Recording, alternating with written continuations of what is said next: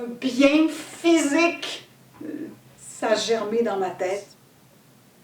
Mais dans la piscine de la théâtralité, vous élargissez vos horizons. Ça en est drôle. On retourne dans la vraie vie.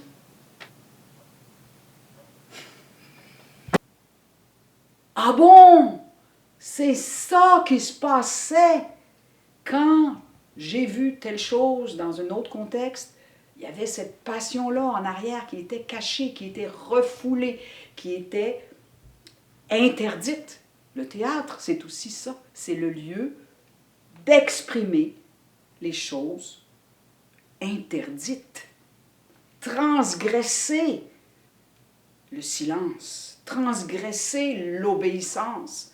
Écoute-moi, je te dis, ma femme est partie samedi passé avec le gars du gaz, puis ils ont tout emporté, même le tapis. Puis ça faisait 10 ans qu'on balayait tout en dessous du crise de tapis.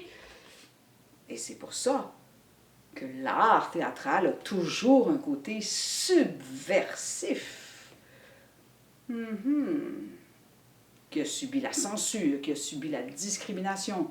À l'époque de Molière, par exemple, encore, les acteurs n'avaient pas, les gens qui étaient des artistes de théâtre étaient excommuniés et ils n'avaient pas le droit d'être enterrés, par exemple, dans un cimetière catholique.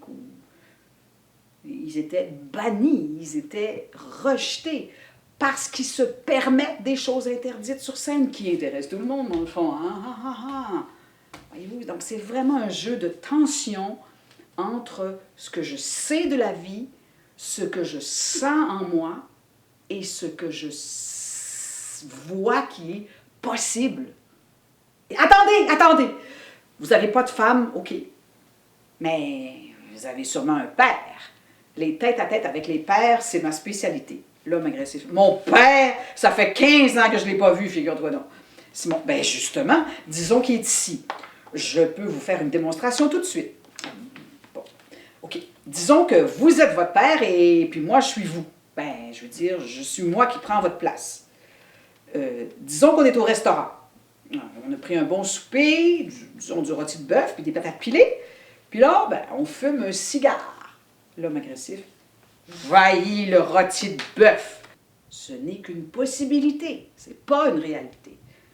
Mais ça m'aide, ça me nourrit dans ma structure d'humain, dans ma compréhension, à la fois des limites, justement, de ce qui est permis et pas permis, mais aussi que de l'autre côté de la limite, il y a encore des humains. On retourne dans la vraie vie.